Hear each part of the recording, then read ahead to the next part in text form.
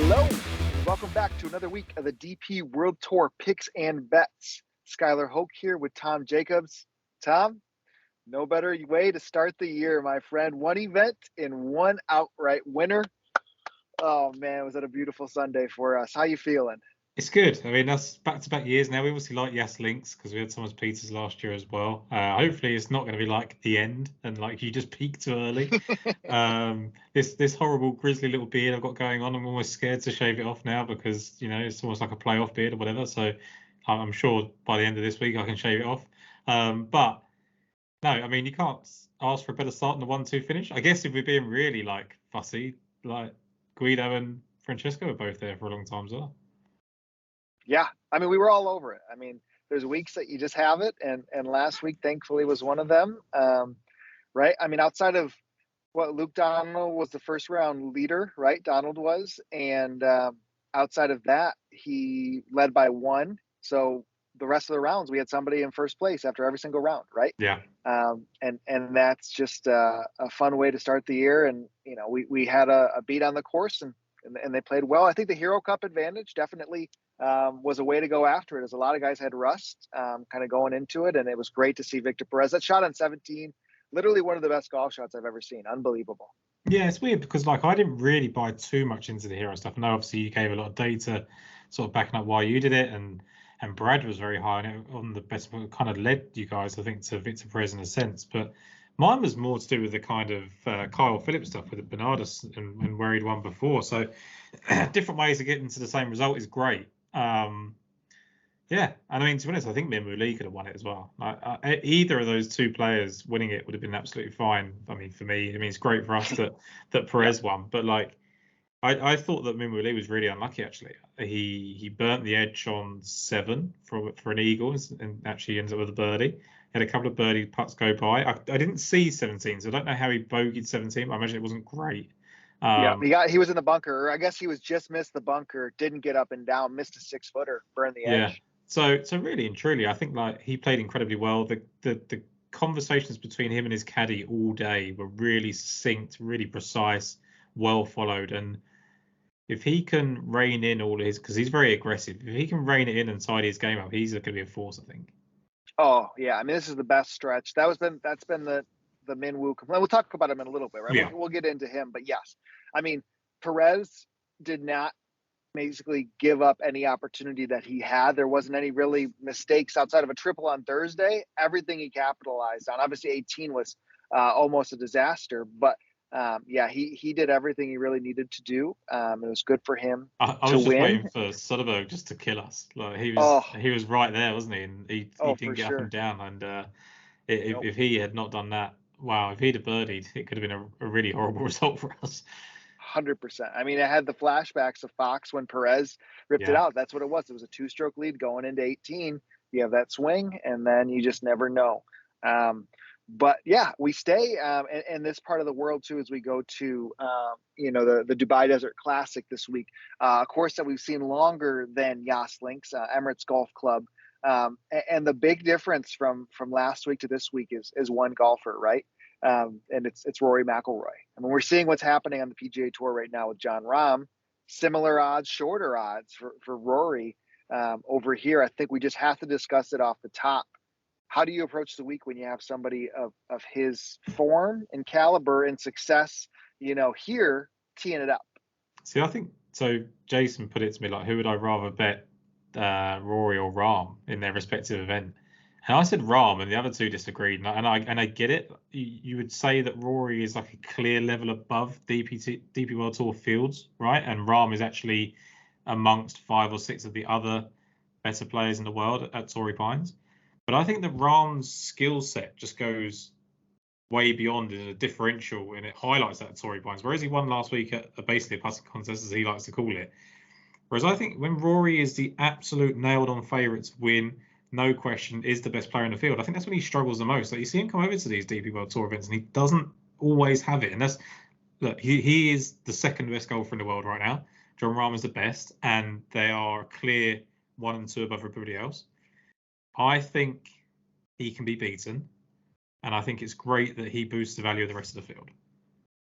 Yeah, I mean, so what he's probably I mean, a lock to come in the top 10, right? He's Yeah, probably going to take away one of the places. If you look at his last DP World Tour finishes, fourth, second, third, 12th. You'd have to go all the way back. Trying to think when it would have been, Tom. His last DP World Tour win, 2019. I think it's even deeper than that. And like he is always coming into these. I know he's playing probably better than he has done the last couple of years coming to the DP World Tour. I would say he seems to certainly get his mojo back in 2022. But Rory McIlroy is not a different golfer to the one that's been playing these DP World Tour events for the last 4 years, right? So yeah, I mean, he won twice on the PGA Tour in 2021, 3 times in 2022. So I'm not saying that I don't think there's a problem with him winning. I think he's absolutely fine to win. That he is the best golfer by a mile in his field. But for some reason, he just struggles. His first event of the year. He's got a lot coming up, a lot to deal with, a lot of distractions. I just think, I mean, he put it in the water here last year, didn't he? To Mr. Malone? Yeah. So I looked. So 2016, the Irish Open was his last DP World Tour win. Isn't that wild? Yeah. I mean, I guess you count because you count the WGC, but like literally just DP World Tour event is 2016. Yeah, I mean, it's been probably 20, 25 events, and he's lost 2 playoffs since then as well. He's lost to Graham Storm. I mean, he could absolutely stomp the field. Like that's in the realm of possibilities. We always say that, and they never do. Like we always say, like these guys could lap the field, and they never do. Like John Rahm won't lap the field at Torrey Pines. If he wins, he'll win by 2. I think he should contend, and he should be in the top 5. And I have no doubts that he can win. I don't. After all this being said, I don't think he's like going to choke or anything like that. I just think that how hard it is to win a golf tournament, and how hard he finds it as the absolute clear favourite. I'm not going to take the 3-1 or 9-2, whatever it is, to back him. No, we're ripping this board, Tom, up and down. We're ready to go, and I think that's really what we'll just jump into here next. We'll be a little speedy, I think, with our selections this week, and we kind of have a maybe a little bit more spread out card than we did last week. We have Hatton, Fleetwood, Lowry, still sitting sub 20-1 this week back in the field. Very disappointing Sunday from Lowry. He was the one that going to bed Saturday night. Was incredibly concerned about. But we align on our first selection of the tournament. It's a shorter odds. It's somebody we just discussed. And I don't know if there's anybody better right now outside of those, obviously Rory Rahm from a standpoint, I think it's a stretch to say, but man, Min Woo, it's really, really good. And I think it's a perfect course fit. Rory's the only player playing better than him in this field right now. And there's no, I don't think there's a close second, really. In terms of current form and the stretch that he's on, he's playing brilliantly. I know obviously Hatton, Lowry and Fleetwood can do it at any point. McIntyre's ball striking is great, but Min Woo Lee is superb. I don't think he did anything wrong last week. Even when it looked like he was going to sort of make a couple of mistakes and shoot himself out, he didn't. And I think if I liked him last week, why not this week? He missed the cut at Yas Links last year and then won, or come second, sorry. And I think he can do the same here. Like, I'm not concerned about his course records. I'm just concerned with how well he's playing at the moment. Yeah, I mean, the way I like to attack this course is it's the off the tee in the short game. Like in those opportunities where irons always are helpful, right? But maybe it's not as much of a demand. Min Woo is like perfect for those type of events. And that was last week in some aspects. And, this week, even more, in my opinion. Like, I think of almost the year Haotong won. Like, similar, like, when that type of game shows up, and Haotong was really in good form there, that's kind of the Min Woo-esque way to play. And, the fact that he's just doing it for, five events in a row inside the top 12, right? 3 of those last 3, 2, 3, 4. Yeah. No. It's one of those ones where if he doesn't get a win during this period, he's going to regret it, and that maybe comes with its own pressure. But this is the best golf he's probably going to play consistently for years to come, I thought. And the next step for him is to do it in the majors, but that's another sort of conversation. This is the closest I've ever been to backing Robert McIntyre when I haven't. He basically just couldn't putt last week, but I'm going to bank on that happening again this week. So I love your next selection. It's so funny because I was so mad at myself at betting Bob after being so against it last year, and then like just frustrated that he's sitting there T30 and never Yeah, sniffed anything all week long. And he did. He putted really bad. That is for sure. But I don't know. It's just a short price, right? yeah. And it's tough for me to really dive back in on. But yeah, if I think Min Woo is set up, and we've talked, about Guido in the sense of we'll talk about him later again, but like a golfer in which I just trust that the skill set is going to pop at some point and be, there in the mix. And you've seen big finishes in big time places. I almost think as high as anybody in this golfing world, and it's Lucas Herbert. Like I really, really enjoy backing him because even if it's off a miscut, if it's off of a really bad approach week, if it was a strong finish, like Herbert's style of game. I'm going to reference this twice today. I did a thread to start the year on like PGA Tour per shot data. It's if you search back at I think it was like early January. And what Herbert possesses from an upside with his short game, I think he's the best putter in the world. He might not be the leader. I think he was the leader in strokes gained putting last year, but like the amount of short game upside chip ins, long putts made, like we call it 90 percentile is what I graded out. Like his percent to be able to do that almost consistently is incredible. So he has that.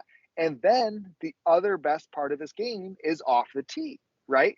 So I'm getting it into a course where that's going to play into the favor. Where did he play really well? When I don't want to say this is like links-ish at all, but like link setups, I think pull that in, and that's what Min Woo possesses. And I think that's exactly, what Herbert possesses. And I mean, T15 at the Open, he just places himself, or at least has strong finishes throughout the year in big time events. Yeah, and all that aside, like 7th, 1st, 22nd, and 18th here in 4 starts. Like, Yeah. what more do we need? Like all the information is absolutely great, and the way you broke it down is perfect. But just from a completely outside point of view, you don't need to look much further than 7th, 1st, 22nd, and 18th for Lucas Herbert, who has a history of repeating things and is probably a grade above some of these players now. Yeah. It's like it boggles your mind a little bit. And like that was a perfect example. He came in 64th, 67th, and then won, when he was here in 2020, right? Like he is not a form type of golfer. They priced him pretty decently in some ways, but also, I mean, you get into this weird range, and we don't have a selection for a little bit of time, right? Peters, I think, is deserving there, but then Smith and Fox kind of in that swoop. But then you also have Answer in the field, this time. You have Patrick Reed in the field this week, Rasmus Højgaard, something like it's like upside. I don't know, like it's just a funky range where, even what Sepp's deep down the board now this week. Like it's just a weird time of DP World Tour pricing. And I like what Herbert like is. I love the Min Woo number. I love the form. I doubt Min Woo is shorter price in any event that they were teeing it up together, probably at another time. But I think about that more, right? Like majors, Herbert probably would have had shorter odds, better DraftKings price. You know what I mean? Like I think head to head, they're probably Herbert's grading out the better player, right? So Herbert probably was priced lower than Molinari too, right? And Moronk in all these situations, right? I think there's a range now where they don't know what to do with people. Like they keep protecting themselves a little bit with Thomas Peters because of what he showed last year, but he hasn't really lived up to it. They're taking a bit of a chance on the live guys with Reed and Answer, and I think Answer's probably like Reed's not played well, but Answer's probably a live threat. And I thought Nikolai was interesting, but I didn't get there. Yeah, that was the one that I'm struggling with. The fact that I just didn't, because I would think of it's just Nikolai doesn't possess the consistent short game that I would really like to see here. But his game right now is probably his ball striking was exceptional last week. He played lousy, I would say, in some ways. He finished 10th, and it is second straight event. His irons are not always great. So the fact that you see him play like top 10 with his irons and then first off the tee is kind of what he can do. He only needs to have a streaky putting or short game, but he can all of a sudden he's in contention here. So I think he's one of the ones I'm struggling to leave out, but will do for now. Yep. Next selection that we run into, we almost just like briefly mentioned him in passing last week as I kind of closed out the show with people that I was intrigued on. and it was Patrick Harrington. And he Yeah. gave a real run at it last week. I thought he could win at one point. I really Yeah. did, because he spoke about it on air. He was like, I relished this. I think because they referenced his Champions Tour wins and how that helps him. He said, look, every time you're in the fight, it doesn't matter who you're playing against. It's good for you. And he is so sure of himself. He said, like, I do think I have a mental edge on these type of golf courses. I do think I have a mental edge in contention. I generally believe he could top 10 in a major this year if he he's playing them. So I mean, he top 10 the major, the Phil one, right? Yeah, exactly. So I think he played that final day with Lowry, I think. So I think the only thing that happened with him, he was like 80 to 1. They went into like 45, 40 to 1 over in the UK. So I jumped off him there, but like the 70 to 1 number, I think you can still get on 365 and places like that is pretty good. Yep. I'm in on the 70s with him. I mean, so, right, you bring back his events. He won the last event in the Challenge Tour. He was 4th, 3rd, and his one's there. But the DP World Tour events that he played, the last two, was the 4th. He finished 17th at the Alfred Dunhill Links. It wasn't the best year. I mean, he dominated the Challenge Tour, but like he just has. You think of it too, and then you bring the ancillary fact of his game that we talk about, and then all of a sudden you see he finished 2nd, or 2 top 10s in a row the last 2 years at this course in this event. It's like, okay. And he never used to play this event. I think he pretty much only started playing this event to scout Ryder Cup players. He never played this event. You look back to the course history, he hasn't played for like 12 years before his last 3 starts. So now that he's gone sort of top 10s in it, suggests to me that he likes it and he's going to come back and give it another go. Yep, 100%. I'm going to give a plug here for the audio listeners, and I'm going to give this plug because those that are watching on video, you're like seeing like 90% of my face. I'm like losing an ear because of this little glare I have. So I appreciate the YouTube listeners, like, review, leave a funny comment, ragging on me. I appreciate that. But if you are an audio listener, you can find us on Daily Fantasy Sports Picks and Bets The Mix, available on all different podcast platforms. We appreciate the love there. Appreciate the umbrella Mayo Media Network provides a lot of us for that. So we're hoping to continue the year off strong. After we finished last year, great, another win here, and now we kind of get into some of the longer shots. I think Harrington, is kind of one there. If you get in the 70s, I think it's going to be over to you next, right, Tom? You're still sub, yeah.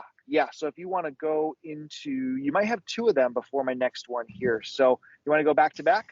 Yeah, I'll go to the first one. Thorbjorn Olesen for me was actually the first person I wrote down, not because I think he's the best bet of the week, but just because I was watching the coverage of the weekend and he kept popping up, and I think people forget about him just because he had that time away, and we know why he had the time away. If you don't Google it, I'm not going to go into that.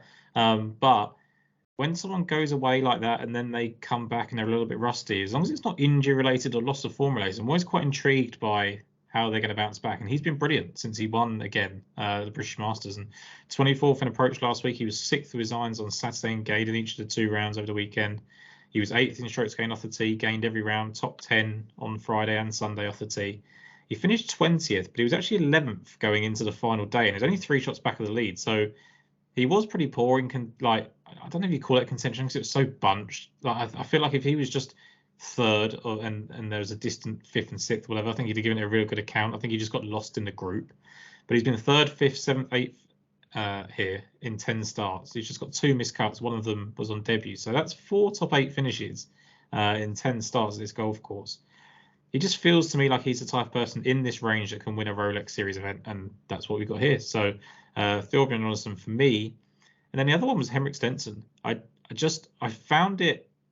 I read a quote, and he basically said that they're basically asking about the Ryder Cup, right? And it was like, how are you going to cope with not being there? And he was like, look, I've watched Ryder Cups from home before. And he said, I can also still just qualify through winning the Open Championship, which I think is a bit of a throwaway comment. And I don't think he actually believes he's going to win the Open Championship. I'm not hanging on that every word. But then you go and look back at the stats. He was 1st in ball striking last week.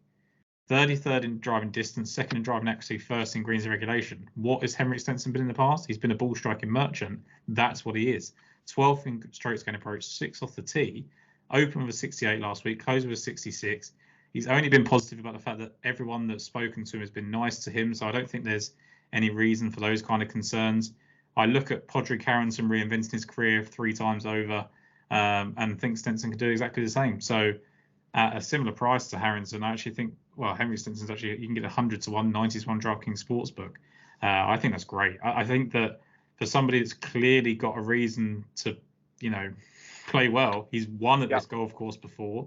He's got 6 top 8 finishes here, including the second and the third over the past 15 years since he won that time in 2007 as well. I think he's a great bet. Yeah, it's just such an interesting.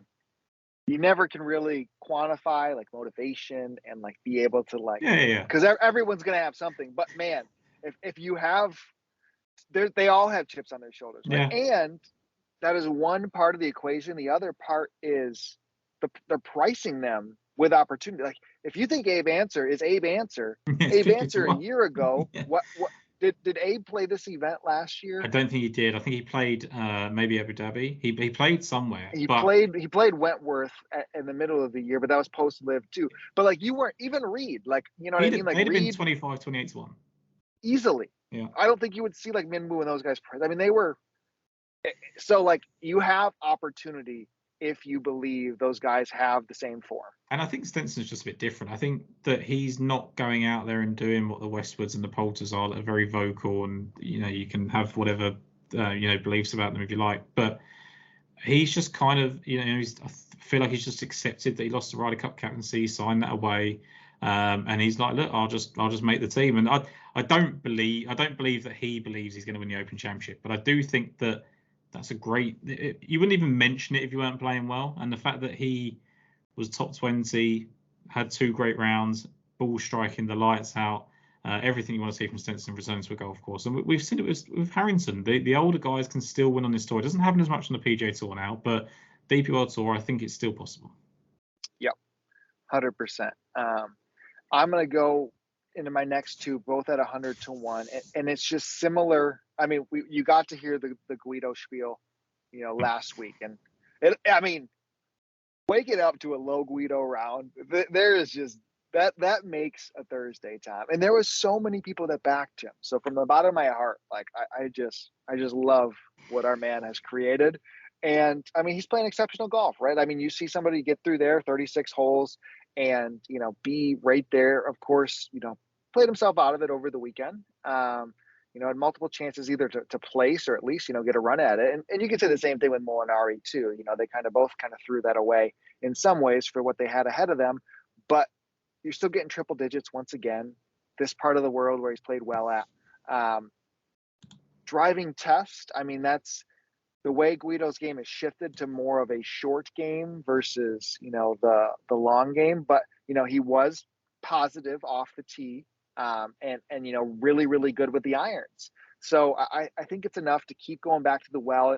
And he's one, again, that at these numbers, I'm going to be backing week in and week out. And the one that I'm also going to think about doing it from a consistently standpoint is when we get Sammy Valimaki at deep numbers, it's hard for me to say no, Tom. And the reason why is Sunday. Did you see that Sunday round, right? 10 under, right? Best round in the field by 3 strokes, beat the field average by 8.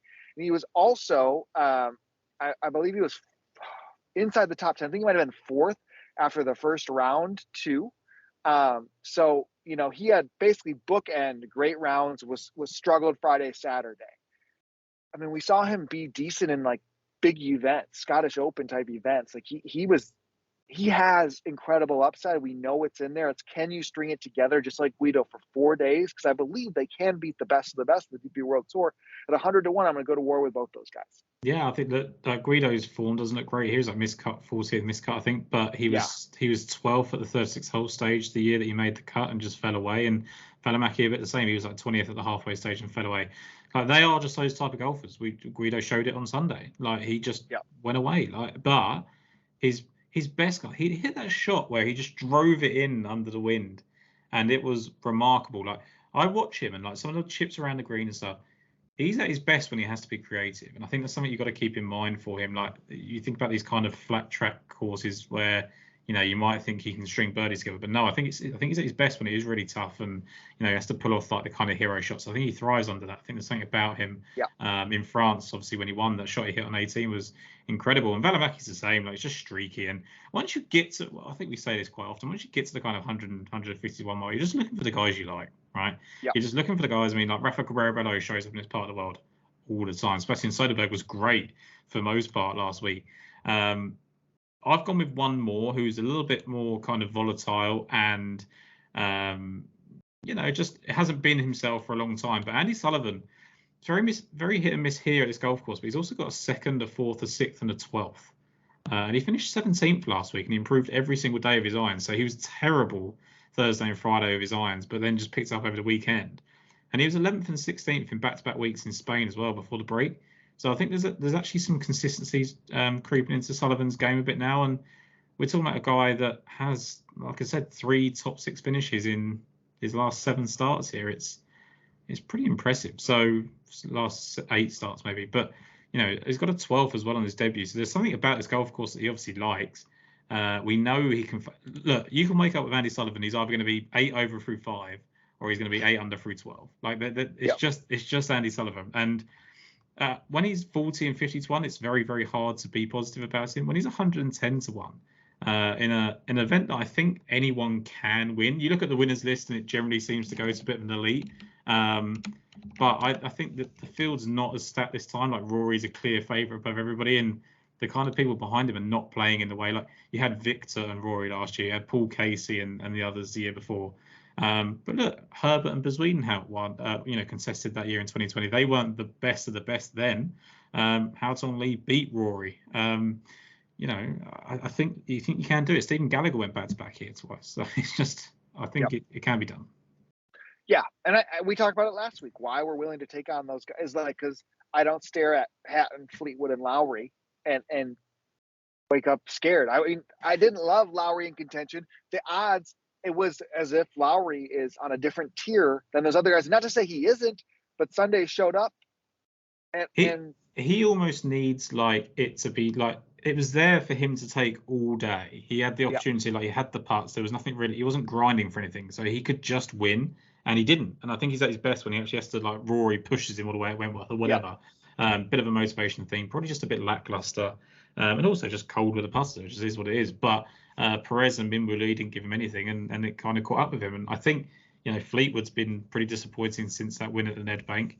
Hatton was good for one round, really. I mean, was it 18 pars on Thursday? So it wasn't quite Nick Faldo winning the Open, but that's what he was doing. So, I think they're beatable, and, we're taking them on.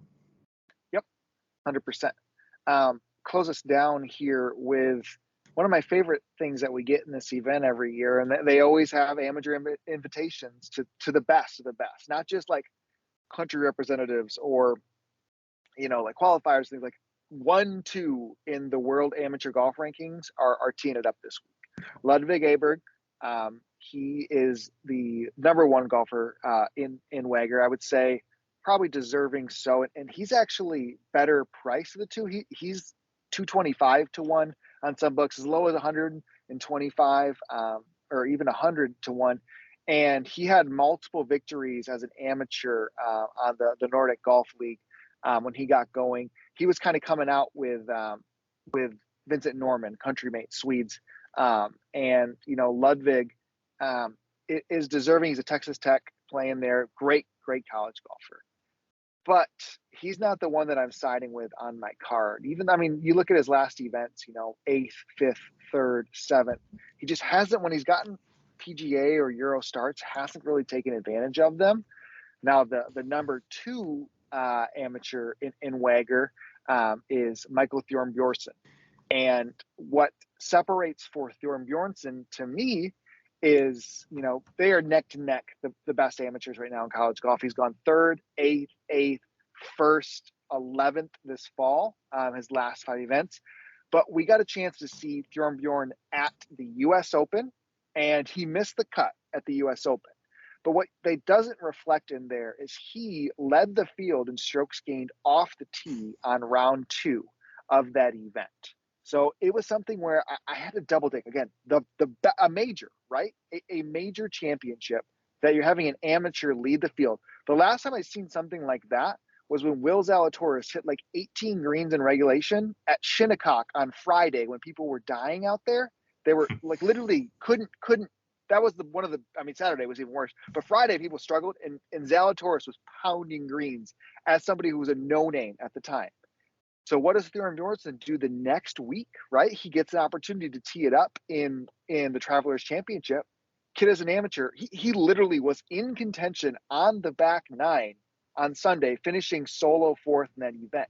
He was sixth in the field when it came to off the tee. He led the field in putting. And what was the combination that I wanted to go after this week? It was off the tee and short game. And I don't know enough about Ludwig because we don't really have strokes gained to be able to qualify this, but I know what Thorbjorn Bjornsson does. In that tweet thread I mentioned earlier, I was like, you know what, this guy, like his numbers in 6 rounds were staggering. If you look at what he did when it came to per shot data, it goes, and again, he doesn't have a big sample size, but it goes Rahm, Cam Young, Pendrith, Brent Grant, which is super random, but he can really drive on the KFC, Thorbjorn Bjornsson, McIlroy, Champ, Thompson, Davis Thompson, and Victor Perez round out your top 10 there.